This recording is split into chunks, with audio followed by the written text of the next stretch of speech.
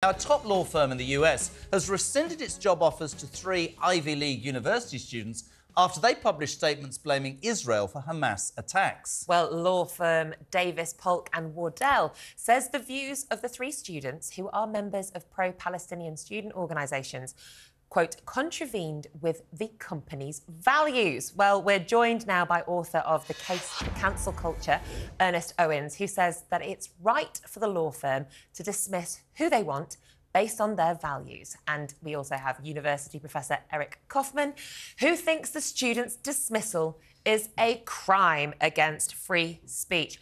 Ernest, we're going to go to you first. The Case for Cancel Culture. In 30 seconds, what is it? It is a book that basically explains, it's right there. It's a book that explains how cancel culture is a democratic tool, that it's not Republican, it's not Democratic, it's not left, it's not right. Everyone's doing it, and they're doing it for reasons that complement their values. So you think that this law firm have got the right to say that they will not be hiring these students because of what they said specifically, and I don't know whether you agree or not with the statements that were made about Israel and Hamas?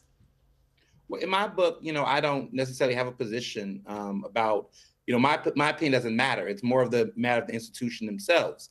You see, in a free market economy, we give people rights of free will. People here defend the free market, the free economy.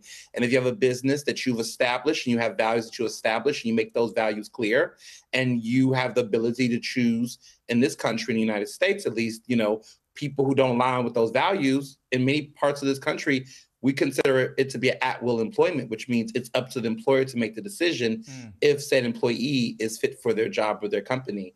If this was a situation where someone had showed racist views on social media and a company believes in civil rights and against racism, they have the right to tell that employee, you're not a good fit for this company based on those types of values. Can I bring in...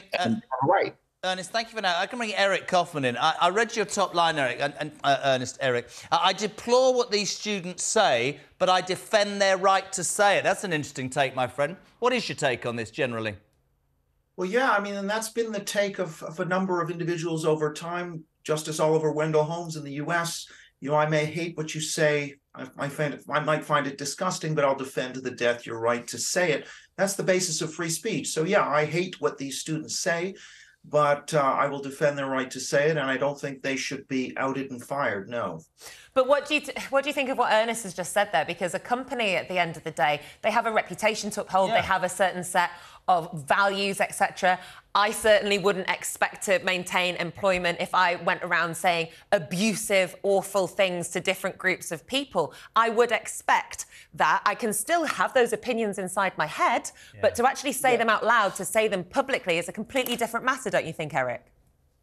I don't, actually, and I think we have to be able to protect a free discussion and debate. And in fact, in the law already, we've had cases of, say, gender-critical feminists who've been fired and have been reinstated because companies don't have the right to discriminate on the basis of philosophical belief any more than they have the right to discriminate on the basis of philosophical belief or race. That's right, and I'm amazed by Ms. Thorpe because I completely agree with her. The point is surely this.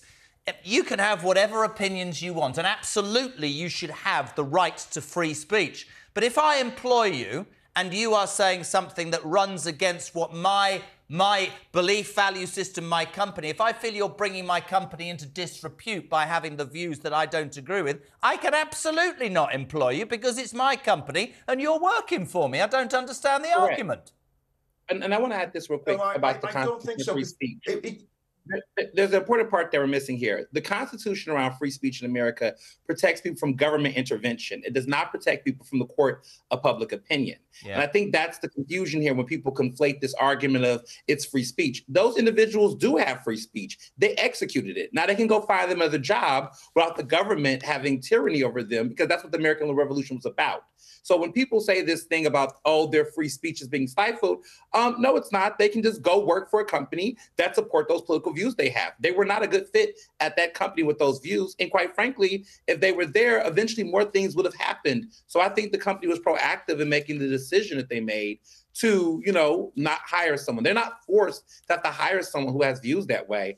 And those employees still have the right to go somewhere else free of government intervention, which is what we see here. Eric, So you were trying to respond, my friend. Sorry, Ernest. Eric, what were you trying to say? Come on. Well, no, I mean, I just think, what would we think of a company that wouldn't hire a Jew or a Muslim or a black person? I mean, there have been court cases that say if you're dealing with the public as a public provider, you actually have to treat people without discrimination. Yeah, but that's completely different. That's discrimination based on someone's ethnicity and skin colour. Wait, Ernest, wait. Just give me 1 second. That's two different things, Eric. Eric, you're talking about discrimination based on, say, gender, on race, ethnicity. Those are protected characteristics. Opinions are not protected characteristics. Isn't that right, Ernest? No. Correct. That's what the Civil Rights Act of 1964 was about. And the problem is that we see people weaponizing their right to free speech alongside protected minority classes and identities. Speech is not an identity. It's not a protected identity. So it does not fit under that same level of scrutiny. Well, so I just want to say philosophical belief is protected in some U.S. jurisdictions, and it is in Europe as well. So it is also a protected category. But so you can't just fire somebody. That is philosophical belief, not racist beliefs or homophobic beliefs, etc. Or anti-Semitic beliefs. Yes, precisely. We're talking about that, obviously, with the situation in the Middle East at the moment. It should not be a protected characteristic, as in this specific case with these Ivy League students, that they have a right to spread anti-Semitic beliefs. Now, we can get into a debate whether or not what they said was anti-Semitic. That's a separate thing. However, nobody should be protected with their right to be racist. It's just not right at all.